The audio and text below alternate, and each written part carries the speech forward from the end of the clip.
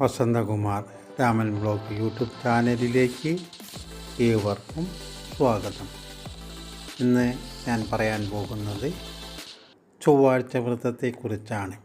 ജാതകപ്രകാരം ചൊവ്വാദശാകാലമുള്ളവർ ചൊവ്വാദോഷം മൂലം വിവാഹ തടസ്സം നേരിടുന്നവർ, പാപസാമ്യം കൂടാതെ വിവാഹം കഴിക്കേണ്ടി വന്നത് മൂലം ചൊവ്വയുടെ അനിഷ്ടഫലങ്ങൾ അനുഭവിക്കുന്നവർ എന്നിവരൊക്കെ ചൊവ്വാഴ്ച വ്രതം അനുഷ്ഠിക്കുന്നത് ഉത്തമമാണ്.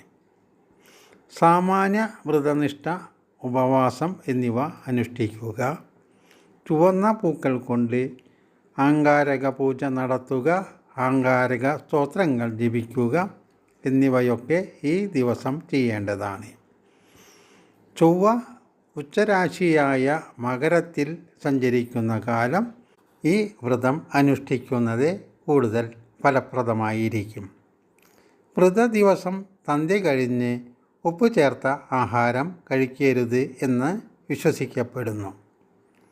ദോഷകാഠിന്യമനുസരിച്ച് 12, 18, 41 എന്നീ കണക്കിൽ തുടർച്ചയായ ചൊവ്വാഴ്ചകളിൽ വ്രതമനുഷ്ഠിക്കാം. ജാതകത്തിൽ ചൊവ്വ ഓജരാശിയിൽ നിൽക്കുന്നവർ വ്രത ദിവസം സുബ്രഹ്മണ്യ ക്ഷേത്ര ദർശനവും സുബ്രഹ്മണ്യ പ്രീതികരങ്ങളായ സ്തോത്രങ്ങളുടെ ജപവും നടത്തേണ്ടതാണ്.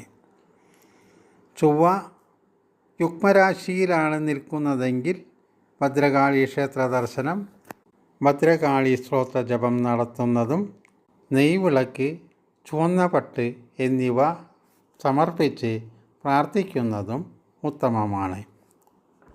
നിങ്ങളുടെ വിലയേറിയ അഭിപ്രായങ്ങൾ കമൻറ്റ് ബോക്സിൽ രേഖപ്പെടുത്തുക.